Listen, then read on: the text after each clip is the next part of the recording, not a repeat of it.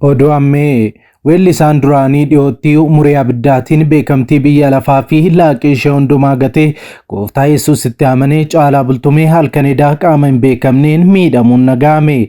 Suuraan Caalaa Bultumee mataan isaa wayita dhiiguu waan agarsiisu fakkaatu miidiyaa hawaasaa irratti qoodamaa jira. Haa ta'u malee wanti Caalaa Bultumee mudate maali? Ammoo Caalaan maal irratti argama kan jedhuu fi odeeffannoo qulqullaa'aa argannee qindeeffanneerra nu waliin tura. Odeessa keenya taanuun seenaa keessatti Gibxiin hiyyummaa fi waraanatti aanuudhaan diina Itoophiyaa kan jalqabaati.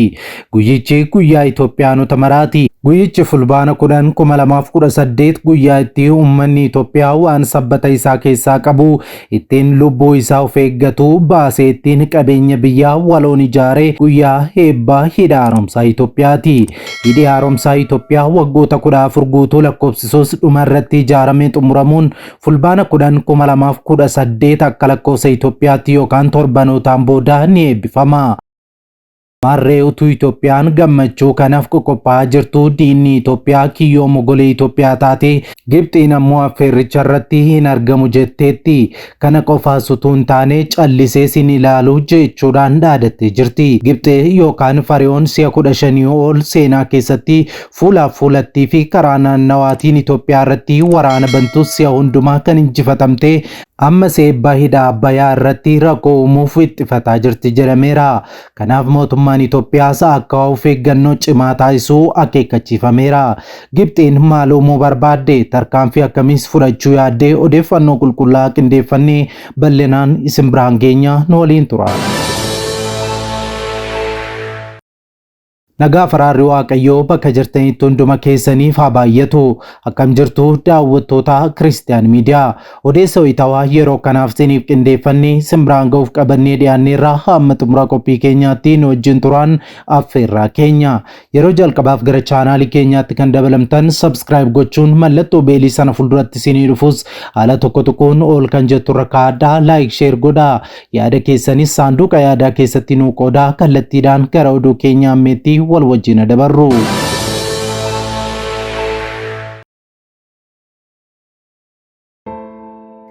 Video kana like gochuudhaan jalqaba.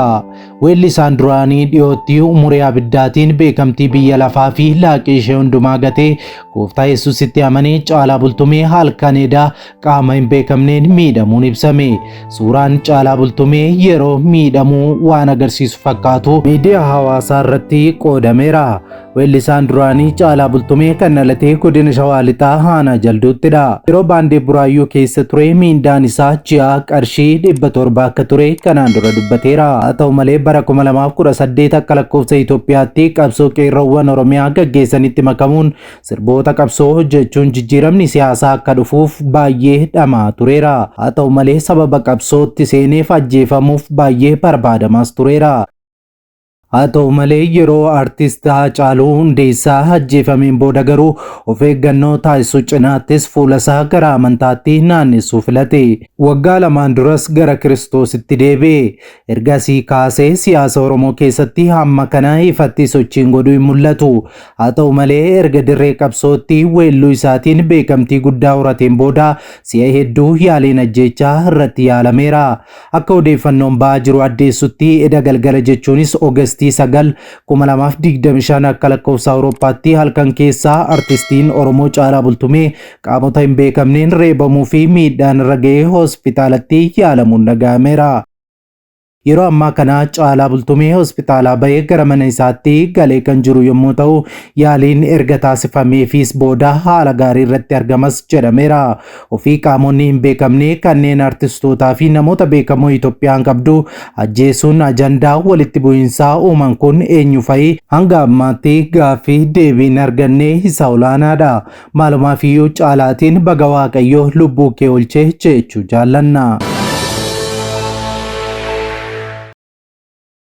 Odeessa keenyatti aanutti yeroo darbinu eebbi hidha haaromsaa Itoophiyaa dhiyaachuu kan nageesse Masir amma rakkoo uumuuf wixxifattaa jirti jechuun Injiinar Ashabbir Baalchaa hojii raawwachiisaan dhaabbata humna ibsaa Itoophiyaa dubbatan. Hojii raawwachiisaan dhaabbata humna ibsaa Itoophiyaa kaleessa Finfinnee hoteela Skylight'tti hojii dhaabbatichi bara 2017 hojjetee fi karoora bara 2018 qabatee ilaalchisuun miidiyaaleef ibsa kennaniiru. Injiinar Ashabbir Baalchaa bara darbee kana humni ibsaa Itoophiyaa galii guddaa kan argate hidha haaromsaa Itoophiyaa irraa ta'uu dubbataniiru.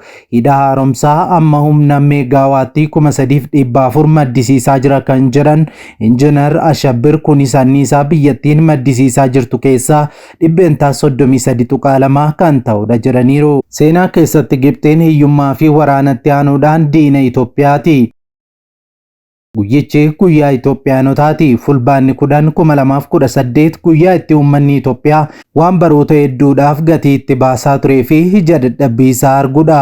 Sabbata isaa keessaas waan qabu kan itti firfirsee uummanni Itoophiyaa qabeenya waloo waliin ijaarratee guyyaa itti eebbifatudha. Hidhi haaromsa Itoophiyaa waggaa 14 guutuu lakkoofsisus dhuma irratti ijaaramee xumuramuun fulbaana 2018 akka lakkoofsa Itoophiyaatti yookaan torbanotaan booda akka eebbifamu himama.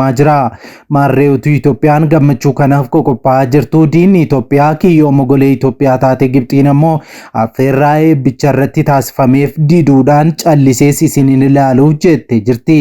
Si'a hedduu Itoophiyaa irratti waraana kan labsite Gibxiin yeroo hedduu injifatamuudhaan gara biyya isheettis akka deebite ni himama. Eebbaa hidha Abbayyaa irratti rakkoo uumuudhaaf wixxifataa kan jirtu Gibxiin wallabdee fi walitti bu'insa lammiilee Itoophiyaa biyya keessatti adeemsifamaa jiru fayyadamuudhaan rakkoo uumuu dandeessi sodaan jedhu uumamee jira. Haa ta'u malee uummanni Itoophiyaa fi mootummaan Itoophiyaa yeroo ammaa kana akeekkachiisa kana fudhachuudhaan of eeggannoo cimsuu qabas jedhamaa jira. Torbanotaan dura pireezidaantiin Yuunaayitid Isteet Doonaald Tiraamp ijaarsa hidha haaromsaa ilaalchisuun yaadawwan isaan dubbataa turan ilaalchisee Tiraamp isaan waan fedhan dubbachuu danda'u dhugaan jiru garuu nu bira jira jedhaniiru Injiinar Ashabbir Baalchaa. Itti dabaluudhaanis Masiriin hidha haaromsa Itoophiyaa eebbifamuuf jedhu oduu jedhu dhageessee rakkoo uumuuf wixxifataa jirti kan jedhan Injiinar Ashabbir dhimmi hidha haaromsaa waan dhumateef ajandaa si'achi lafaa hin kaane jedhamee fudhatamuu qabas jedhaniiru. Humni ibsaa Itoophiyaas humna elektirikaa 93 kan biyya keessaaf dhiyeessee fi 700 kan gabaa biyya alaaf dhiyeesserraa galii birrii biiliyoona 75 ol argachuullee ibsaniiru Injiinar Ashabbir Baalchaa. Kana keessaas doolaarri miiliyoona 300 fi miiliyoonni 38.3 gurgurtaa elektirikii biyya alaarraa kan argame yoo ta'u kan hafe galiin qarshii biiliyoona 28.52 gurgurtaa biyya keessaarraa kan argamedhas jedhanii jiru. Injiinar Ashabbir galii gurgurtaa humna elektirikaa bara 2018 gara doolaaraa miiliyoona 400 fi miiliyoona 27tti guddisuuf kan karoorfames ta'uu ibsanii jiru. Humni elektirikaa gabaa alaaf dhiyaataa jiru kun fedhii elektirikaa biyya keessaa guutee irraa hafeetumoo kan itti gurguramaa jiru jechuun gaaffii Addis Standard gaafateef fedhii humna elektirikaa biyya keessaa utuu hin guutin humni gurguramee hin jiru jechuudhaan itti aanaan hojii raawwachiisaa dhaabbata humna ibsaa Itoophiyaa Injiinar Andu'aalam Siyaa deebisanii jiru. Lammiilee biyyattii bakka humnaa dhiyeessuuf mijaawaa ta'ee jiraataniif anniisaan elektirikii dhiyaataa jira kan jedhan Injiinar Andu'aalam garuu ammas naannoleen sarara humnaa elektirikaa diriirsuun hin danda'amnetti fedhiin dhaabbatichi milkeessuu hin dandeenye jira jechuudhaan mirkaneessanis jiru. Humna elektirikaa kana gabaa biyya alaaf dhiyeessuun sababa barbaachise yoo ibsanis tajaajila kanaan sharafa biyya alaa argamuun meeshaalee barbaachisan bitamanii saba humna elektrikaa hin arganne biraan ga'uuf yaadameetis jedhanii jiru. Itoophiyaan bara 2017 humna elektirikaa meegaawaatii 25,000 fi 420 maddisiisuuf karoorfattee garuu sanaan ol meegaawaatii 29,000 fi 480 maddisiisuu injiinerichi ibsanii jiru.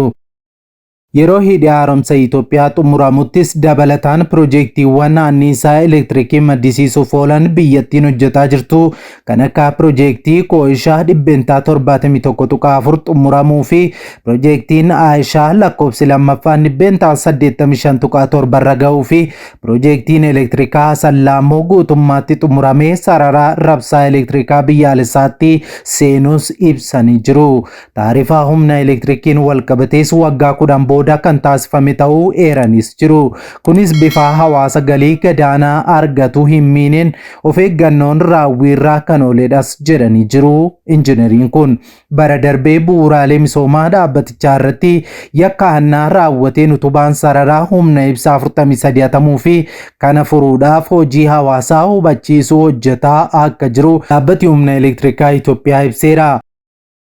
Naannolee rakkoon nageenyaa mudatanitti socho'uun hawaasaaf tajaajila elektirikaa qaqqabsiisuun akka hin danda'amnellee himeera. Addis Istaandaardiitu gabaasa. Odeessa keenya xumuraa naannoo Affaarii arganneen ammoo naannoo Affaar zoonii 3 aanaa Afderaatti adoolessa 15 bara 2025 balaa bubbee hamaa mudateen namoonni 26,000 ol qe'ee irraa buqqa'uu fi manneen 2,500 ol barbadaa'uu dhaabbanni gargaarsaa keer Itoophiyaa ibse.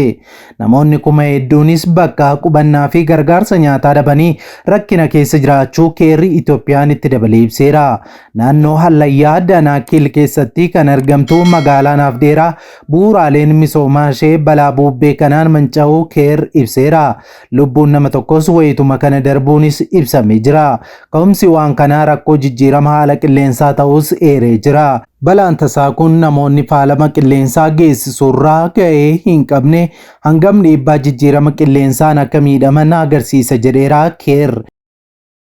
Balaa kanaan warra buqqa'e keessaa tokko kan taate Liisiyaa Muhammad amma waan nyaannu waan keessa jiraannus hin qabnu jechuudhaan haala keessa jirtu ibsitee jirti. Bara 2024 haalli oomishaa fooyya'uun eegamus amma namoonni miiliyoonaan lakkaa'aman naannolee Amaaraa, Tigraay, Oromiyaa, Affaarii fi Somaalee gulantaa sadarkaa midhaan nyaataa sadaffaadhaa gadi akka jiran gabaafameera.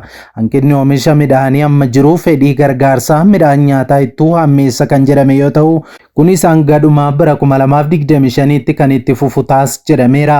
Sababa jijjiirama qilleensaa ba'a jiddu galeessaa Tigraay fi Amaaraa keessatti oomishi midhaanii hammaan gadi bu'uu gabaasichi kan ibse yoo ta'u kanaanis Tigraay keessatti 10% naannoo Amaaraa keessatti ammoo 26% gadi bu'uu gabaasicheera. Walii galaan naannoo Affaarii fi kaaba Somaaleetti bokkaan waqtii waan hin roobneef gogiinsi mudatee namoonni qe'ee irraa buqqa'uuf sababa ta'eera.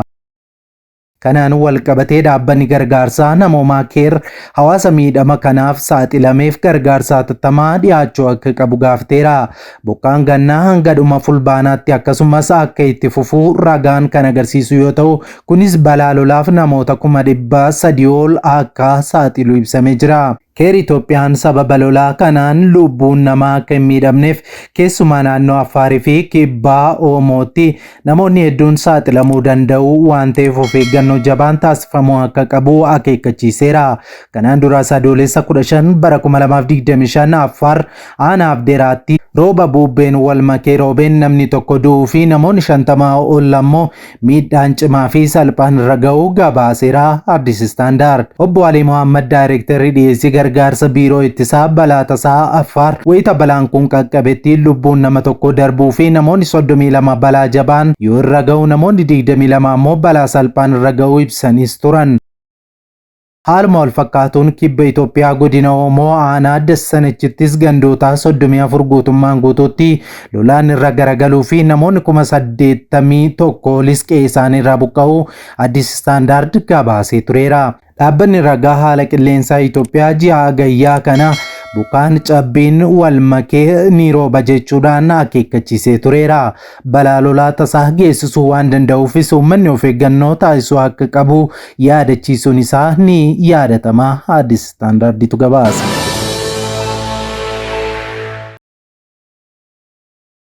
Egaan daawwattoota Kiristiyaan Miidiyaa odeessii wayitaawwaanuu yeroo kanaaf siniif qindeeffannee kanneen hanga ammaatti daawwattanidha.